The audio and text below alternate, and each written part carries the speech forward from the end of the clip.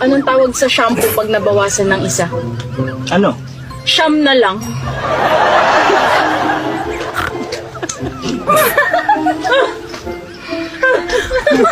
Anong tawag sa puno na hindi mo pwede akyatin? Ako may Ano? Nakatumba.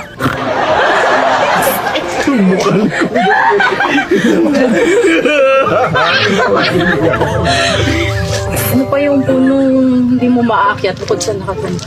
Ano? Putol. Bakit yung mga biik na baboy tuwing naglalakad, nakayuko? Bakit? Nahihiya sila. Yung nanay nila, baboy.